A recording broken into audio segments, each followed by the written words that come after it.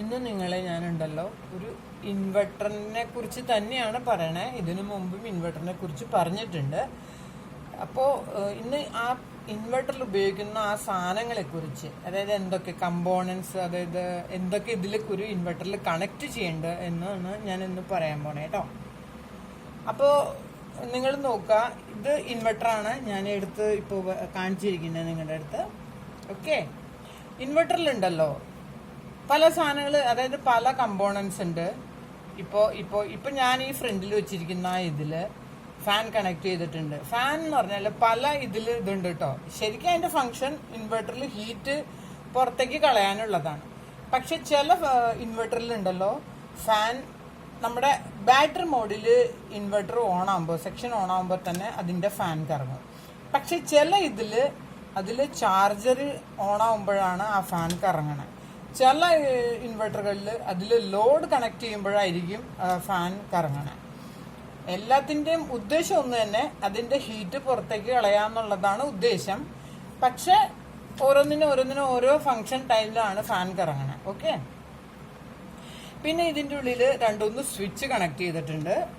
Switch കാണുന്നുണ്ടോ എന്ന് എനിക്ക് കാണാൻ അത്ര ഇതില്ല. ഞാൻ ബാക്ക് സൈഡ് ആദ്യം കാണിക്കാം കേട്ടോ. ഓക്കെ, ഇതിന്റെ ബാക്ക് സൈഡിൽ ഇപ്പോൾ ഒരിടത്ത് ഫാൻ വന്നു, ഫാൻ്റെ ആണ് ഇത്. പിന്നെ ഇത് സ്വിച്ച് എന്തിനാ വെച്ചാൽ ഇതിൽ എഴുതിയിട്ട് ഉള്ളത് കാണാൻ പറ്റുമോ അറിയില്ല, എന്നാലും ഞാൻ പറയാണ്.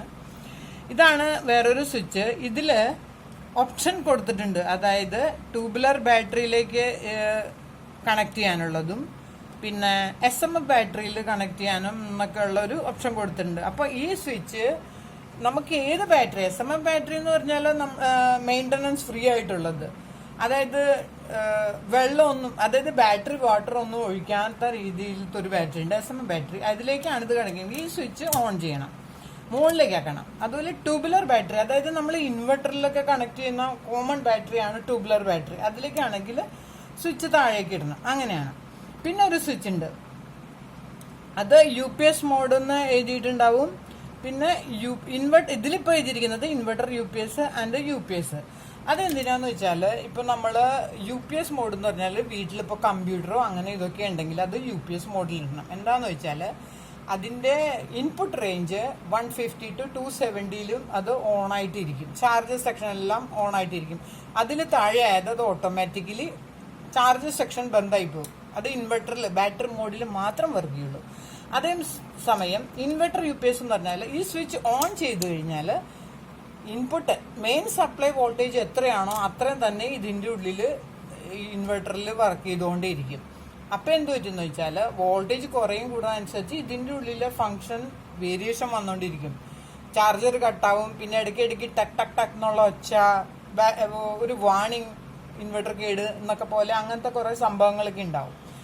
വോൾട്ടേജ് ഫ്ലക്ച്വേഷൻ വരുമ്പോൾ മാത്രമേ അങ്ങനത്തെ പ്രശ്നം വരുള്ളൂ കേട്ടോ. അല്ല 230 220 വോൾട്ടേജ് ഉണ്ടെങ്കിൽ അതിന് ഒരു പ്രശ്നം ഉണ്ടാവില്ല. അത് ഇൻവെർട്ടർ നോർമൽ ഫംഗ്ഷൻ ആയിട്ട് നടക്കും. ഓക്കെ, ഇനി ഇതാണ് MCB എന്ന് പറയും. MCB എന്തിനാണ് കണക്ട് ചെയ്യുന്നത്? ഇത് ചില ഇൻവെർട്ടറുകളിൽ ഔട്ട്പുട്ടിലാണ് കണക്ട് ചെയ്തിരിക്കുന്നത്. ചില ഇൻവെർട്ടറുകളിൽ ഇതിന്റെ മെയിൻ സപ്ലൈക്ക് വേണ്ടിയിട്ട് കണക്ട് ചെയ്തിരിക്കുന്നു. അതെന്തിനാന്ന് വെച്ചാൽ ഇപ്പൊ നമ്മൾ ഡയറക്റ്റ് ഇപ്പോൾ ഈ കോഡ് ഉപയോഗിക്കുന്നു. ഇതിലൊരു കോഡ് ഉണ്ട്, ഇതാണ് മെയിൻ സപ്ലൈക്ക് കണക്ട് ചെയ്യാനുള്ളത്.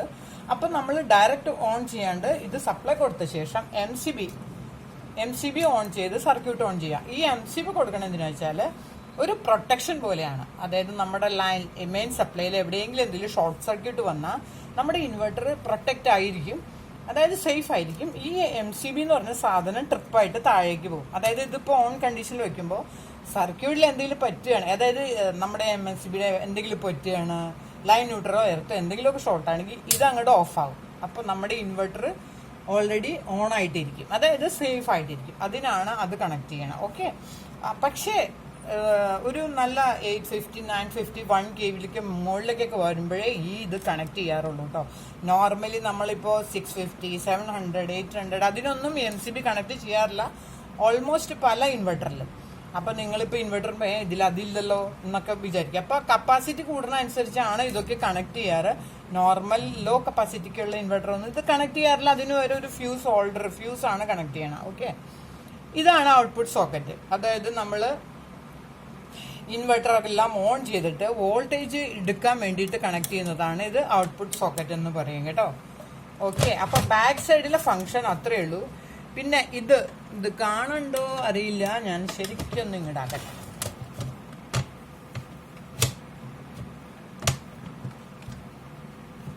പിന്നെ ഇത് LED PCB ആണ്. LED PCB ഒന്ന് കാണിച്ചേക്കാം.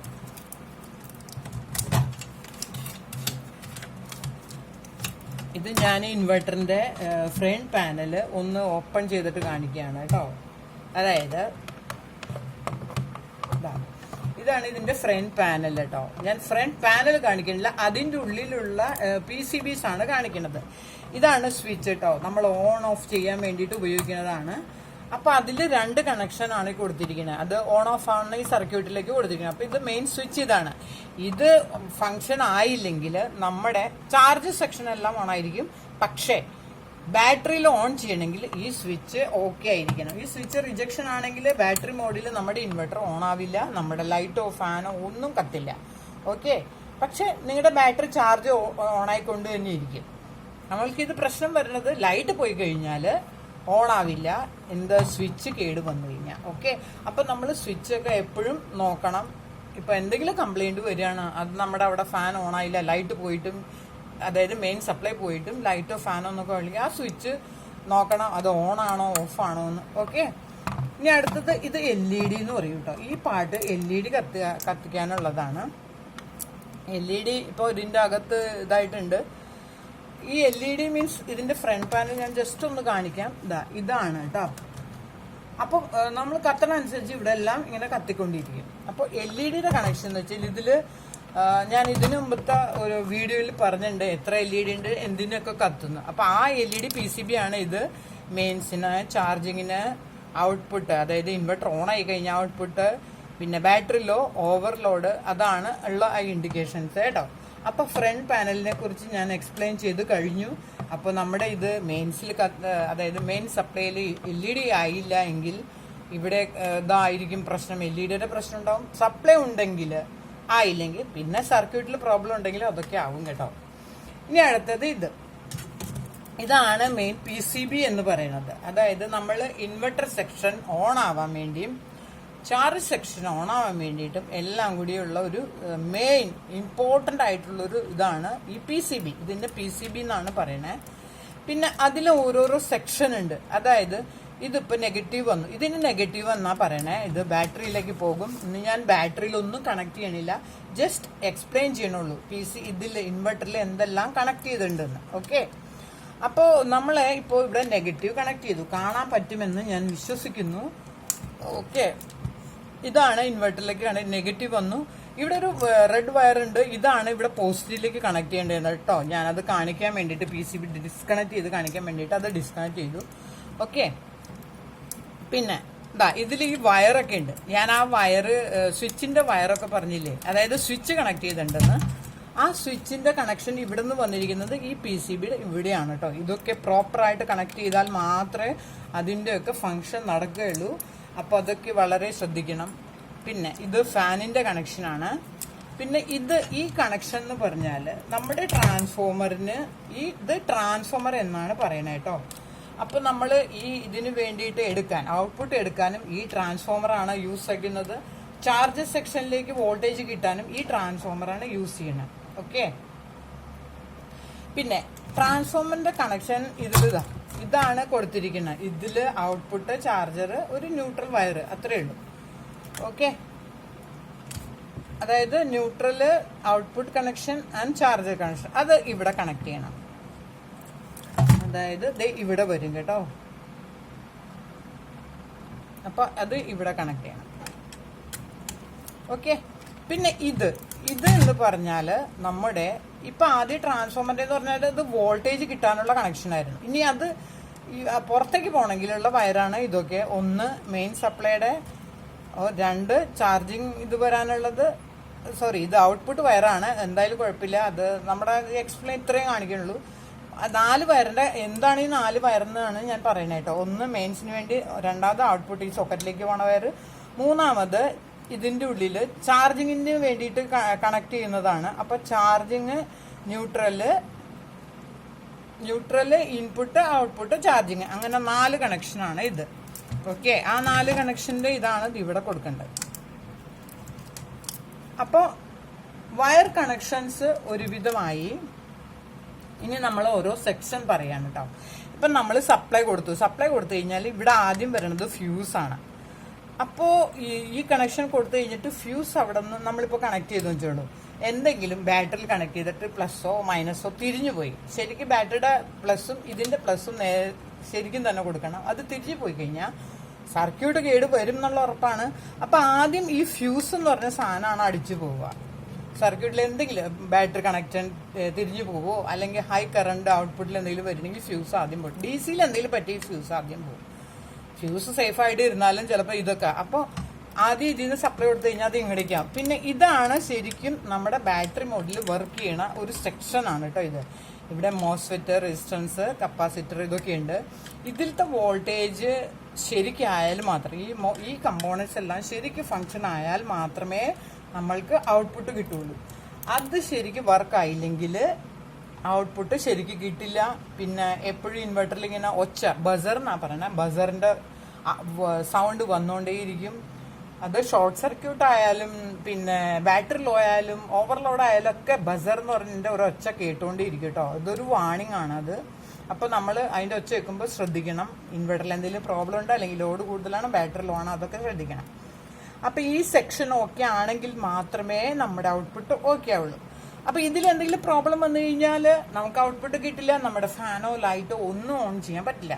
അപ്പോൾ നമുക്ക് എന്തെങ്കിലും പ്രോബ്ലം ഉണ്ടെങ്കിൽ സർവീസ് ചെയ്യുന്നവരോട് പറയണം ആദ്യം ഇതെല്ലാം ചെക്ക് ചെയ്യുക. അത് കഴിഞ്ഞിട്ട് ഈ മോസ്ഫെറ്റ് ഒക്കെ ചെക്ക് ചെയ്യുക, റെസിസ്റ്റൻസ്, അത് കഴിഞ്ഞിട്ട് ഒരു ഡയോഡ് ഉണ്ട്, അത് കഴിഞ്ഞ് വോൾട്ടേജ് ക്രോസ് ചെയ്തിട്ടാണ് ഇതൊക്കെ വരണം. ഓക്കെ, അപ്പോൾ അത് ചെക്ക് ചെയ്യാം. പിന്നെ അതിനോട് റിലേറ്റഡ് ആണ് റിലേസ്. റിലേ ഓൺ ആയില്ലെങ്കിലും നമ്മൾക്ക് ഔട്ട്പുട്ട് കിട്ടില്ല. അപ്പോൾ ഇവിടുത്തെ റിലേ ചെക്ക് ചെയ്യണം, റിലേ ഓക്കെ ആണോ അല്ലേ എന്ന് ചെക്ക് ചെയ്യണം. ഇനി ഈ സെക്ഷനിലെ പ്രോബ്ലം കഴിഞ്ഞാലാണ് പിന്നെ പറയണതാണ് ചാർജർ സെക്ഷൻ. ചാർജ് സെക്ഷനിൽ ഇപ്പം ഈ ഔട്ട്പുട്ടിന് റിലേറ്റഡ് ആണ് ഈ സെൻസിങ് ഔട്ട്പുട്ടിന് വേണ്ടി കൊടുത്തിരിക്കുകയാണ് കേട്ടോ. നമ്മുടെ ഈ ഔട്ട്പുട്ടിലെ വോൾട്ടേജ് ഇൻക്രീസ് ആയിട്ടാണ് ഔട്ട്പുട്ടിൽ വോൾട്ടേജ് ആയിട്ടാണ്. ഇതെല്ലാം കഴിഞ്ഞിട്ടാണ് ചാർജ് സെക്ഷൻ വരണേ.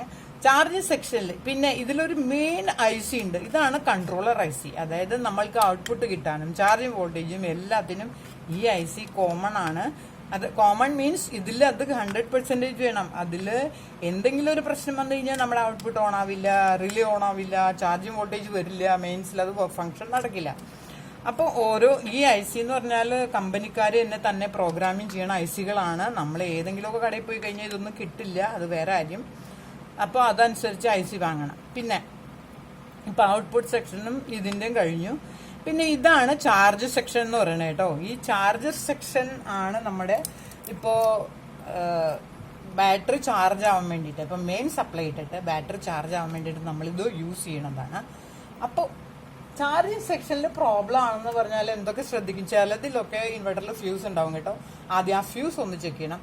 അത് കഴിഞ്ഞിട്ട് ഇതിൻ്റെ ഉള്ളിൽ ഈ സെക്ഷൻ ട്രയാക്ക് എന്ന് പറഞ്ഞ സംഭവമാണ്. അത് റിജക്ഷൻ ആയി കഴിഞ്ഞാൽ നമ്മുടെ ചാർജ് സെക്ഷൻ ഫങ്ഷൻ ആവില്ല. അതുപോലെ റിലേ കേട് വന്നാൽ ഫങ്ഷൻ ആവില്ല. അപ്പോൾ നമ്മൾ ചാർജ് സെക്ഷനിൽ കംപ്ലൈൻ്റ് ആണെങ്കിൽ ഈ സെക്ഷൻ മുഴുവൻ ഒന്ന് ചെക്ക് ചെയ്യണം. ഇൻവെർട്ടർ സെക്ഷനിലാണ് കംപ്ലൈൻറ്റ്, അതായത് ബാറ്ററി മോഡിലാണ് കംപ്ലൈൻറ്റ് എന്ന് പറഞ്ഞാൽ ആദ്യം ഇതെല്ലാം ചെക്ക് ചെയ്യണം. അപ്പോൾ അത് ഓക്കെ ആയിട്ടാണ് പിന്നെ ചാർജിങ്ങിലൊക്കെ. പിന്നെ നമ്മുടെ ഇൻവെർട്ടർ സെക്ഷൻ കംപ്ലൈൻ്റ് ആണെങ്കിലും നമ്മൾ മെയിൻസിലിട്ട് ചാർജർ നോക്കാൻ പാടില്ല. ആദ്യം ഇൻവെർട്ടർ സെക്ഷൻ ഓക്കെ ആക്കുക, 230 ഔട്ട്പുട്ട് ഓക്കെ ആക്കുക, 230, 220, 240 അതിലാണ് നമ്മൾ ഔട്ട്പുട്ട് വോൾട്ടേജ് എപ്പോഴും സെറ്റിംഗ് ചെയ്യണം കേട്ടോ. അപ്പോൾ അത് ഓക്കെ ആണോ നോക്കുക. അത് കഴിഞ്ഞിട്ടാണ് ചാർജ് സെക്ഷൻ നോക്കേണ്ടത്. ചാർജ് സെക്ഷൻ പോയി കഴിഞ്ഞാൽ ഈ ട്രയൊക്കെ കേടുവരും. അതുപോലെ ഇവിടുത്തെ റെസിസ്റ്റൻസ് ഓപ്പൺ ആവാൻ ചാൻസ് ഉണ്ട്, റിലേ കേടുവരാൻ ചാൻസ് ഉണ്ട്. പിന്നെ ഓൾമോസ്റ്റ് ഈ വയർ ഞാൻ കണക്ട് ചെയ്തിട്ടില്ല, അതുപോലെ വയറ് ഇവിടെ കത്താനുള്ള ചാൻസുകൾ വരാറുണ്ട് കൂടുതൽ. നമ്മൾ കൂടുതൽ എപ്പോഴും ഓൺ ഓഫ് ആവണ ചില ഏരിയകളുണ്ട്, അതായത് വോൾട്ടേജ് ഫ്ലക്ച്വേഷൻ വരുമ്പോൾ. അപ്പോൾ റിലേ എപ്പോഴും ഓൺ ഓഫ് ആവുമ്പോൾ ഈ വയർ ഓട്ടോമാറ്റിക്കലി ഇവിടുത്തെ കണക്ടർ കേടുവരാൻ ചാൻസ് ഉണ്ട്, വയർ കേടുവരാൻ ചാൻസ് ഉണ്ട്, അങ്ങനെയൊക്കെ ഉണ്ട്. അപ്പോൾ അതെല്ലാം നമുക്ക് ചെക്ക് ചെയ്യണം.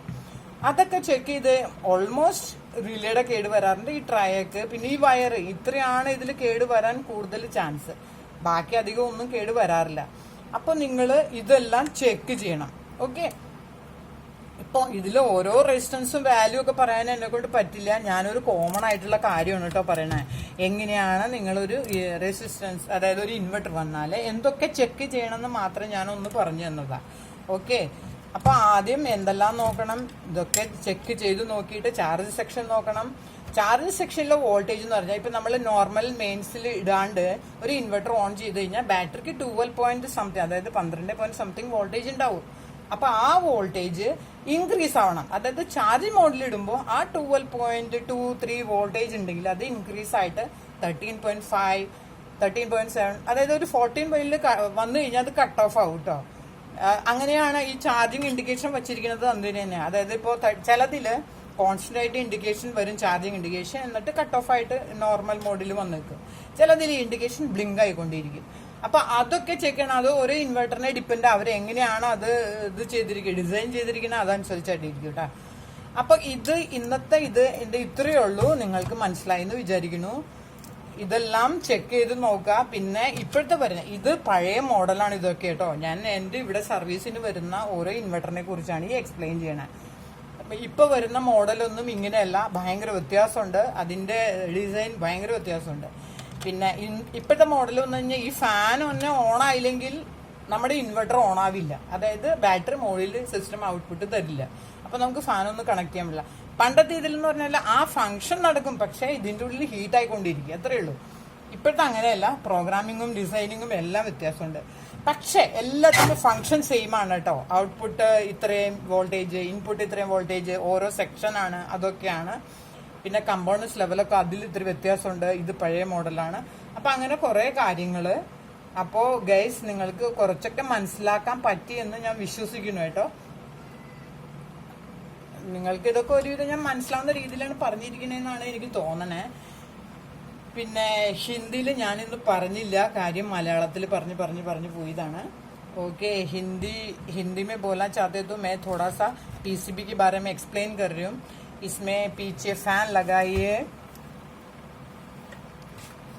इन्वर्टर का पीछे जो फैन लगाइए, फिर स्विचेस है, जो 2 स्विचेस इसके लिए है. एक स्मॉल बैटरी एसएमएफ बैटरी के लिए, दूसरा ट्यूबलर बैटरी के लिए. एसएमएफ बैटरी बोले तो वो यूपीएस के लिए ज्यादा यूज करते हैं, इन्वर्टर के लिए ट्यूबलर बैटरी यूज करते हैं. तो जब अपन बैटरी के हिसाब से जैसे 100H 7H, तो ये जो स्विच है उसको फंक्शन करना है. मतलब ऊपर करेगा तो एसएमएफ ऐसा है. और ये जो स्विच है वो UPS mode and inverter mode होता है. यूपीएस मोड बोलेगा तो 150 to 270 इनपुट रेंज है उसका.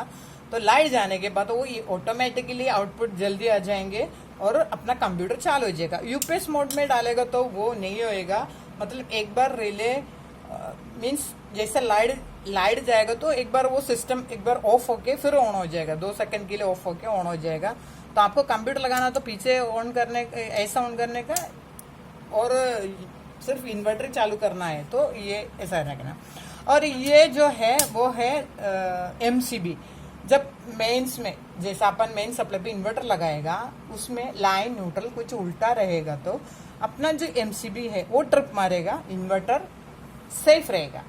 और ये जो है आउटपुट सॉकेट, हम फैन लाइट कुछ भी कनेक्ट करें तो यही है. तो आज मैंने जस्ट पीसीबी के बारे में एक्सप्लेन करने के लिए लिया. ये है अपना पीसीबी. इसमें एक एक ही सेक्शन होता है और वायर कनेक्शन भी है. वायर कनेक्शन एक बार जस्ट बताती हूँ. ये जो है अपन मेन सप्लाई के लिए लगाते हैं और आउटपुट के लिए, चार्जिंग के लिए, और न्यूट्रल वो है यहाँ पे कनेक्शन आएगा. और ये है ट्रांसफॉर्मर का कनेक्शन. ये जो है ट्रांसफॉर्मर का कनेक्शन, और ये है पीसीबी का यहाँ पे लगाना है. और ये है इधर का जो स्विचेस का कनेक्शन आते हैं. ये है फैन का कनेक्शन आता है. और ये है फ्रंट पैनल, मीन्स अपना जो इन्वर्टर लगाते हैं उसका फ्रंट पैनल. ये है स्विच है. अगर स्विच खराब रहेगा तो हमारा बैटरी मोड में इन्वर्टर ऑन नहीं होएगा, चार्जर सेक्शन चालू रहेगी. और ये जो है एलईडी हम लगाते हैं तो ये सब जो रहता है ना उसका एलईडी यहाँ पे ब्लिंग मतलब जल के दिखाएगी. ओके, तो फ्रंट पैनल उतना ही है. और मैंने इन्वर्टर के बारे में, जो पीसीबी के बारे में जस्ट एक्सप्लेन कर रहे, थोड़ा सा एक्सप्लेन कर रही हूँ. मतलब कंप्लेंट आएगा तो क्या क्या चेक करना है. अभी हम इधर बैटरी का कनेक्शन लगाए, यहाँ पे पॉजिटिव कनेक्शन आना चाहिए. ये तो आपको पीसीबी दिखाने के लिए मैंने जस्ट डिस्कनेक्ट किया. तो ये सप्लाई लगाने के बाद पहले ये फ्यूज के यहाँ पे सप्लाई आते हैं। अगर आपका बैटरी में अब हम इन्वर्टर लगाते हो विदाउट मेंस में इन्वर्टर लगा के ऑन करे तो सर्किट ऑन नहीं होगा। अगर ऑन नहीं होगा तो स्विच चेक करना है, फ्यूज चेक करना है। फ्यूज कब खराब होते हैं? जब पॉजिटिव माइनस हम लगाएंगे तो वो शायद कभी गलती से उल्टा हो जाता है, तो ये फ्यूज पहले डिस्कनेक्ट हो जाते हैं। दूसरी बात, हमारा सर्किट में भी खराब रहेगा तो ये फ्यूज पहले चले जाते हैं, ठीक है। तो वो सब चेक करना है। ये है आउटपुट सेक्शन, इन्वर्टर सेक्शन बोलते हैं। ये मॉसफेट है, रेजिस्टेंस है, सब है। ये सब ओके होगा तो ही हमको आउटपुट मिलेगा। अदरवाइज ये कुछ नहीं हो, ये सब खराब होगा तो आउटपुट वोल्टेज नहीं मिलेगा। तो इन्वर्टर कंप्लेंट बोले तो पहले ये सेक्शन सब चेक करना है। उसके बाद आते हैं charge section. Inverter section on होने के बाद ये चार्ज सेक्शन चालू करना है। और चार्ज सेक्शन में होते हैं जैसे ट्रायक है, रिले है, ये सब आप लोग को चेक करना है वो ओके है क्या नहीं। और दूसरी बात है, ये मेरा पुराना इन्वर्टर है, हर बार सर्विसिंग के लिए कुछ आते हैं तो मैंने आज सोच लिया एक बार ये दिखा दूँ। तो ये इन्वर्टर का पुराना मॉडल है, नया मॉडल नहीं है। पर कॉमन क्या होता है, इसमें जो कनेक्शंस है वो सब नया में भी है सेम, पुराना में भी है। मतलब चार्जर के लिए, आउटपुट के लिए, इनपुट के लिए, एलईडी के लिए, स्विचेस के लिए। खाली अंदर का जो मटेरियल है, कंपोनेंट्स है, वो थोड़ा अलग है, बट फंक्शन सब सेम है। तो चार्ज सेक्शन में कंप्लेंट आएगा तो ये ट्रायक चेक करो, रिले चेक करो, इसके अंदर का जो भी कंपोनेंट्स हो सब चेक करना पड़ता है। कोई भी कंपोनेंट्स खराब रहो तो अपना इन्वर्टर प्रॉपर फंक्शन नहीं होएगा। और ये जो है आईसी, ये कॉमन, मतलब इसमें हर सेक्शन में प्रॉब्लम होगी तो इसमें डिपेंडेड है, क्योंकि हर वोल्टेज इसके अंदर से ही निकलता है, आउटपुट के लिए, चार्जिंग के लिए, सब। तो ये बड़ी इंपॉर्टेंट आईसी है उसमें। और दूसरी बात है, ये आईसी हम कोई भी दुकान में जाके खरीद नहीं सकते, क्योंकि ये कंपनी डिजाइनर प्रोग्रामिंग आईसी है, तो उसके हिसाब से चेक करना है। एंड ये है ट्रांसफॉर्मर, हम आउटपुट के लिए, चार्जिंग के लिए, सब ये बड़ी इंपॉर्टेंट है। पीसी बड़ी इंपॉर्टेंट है।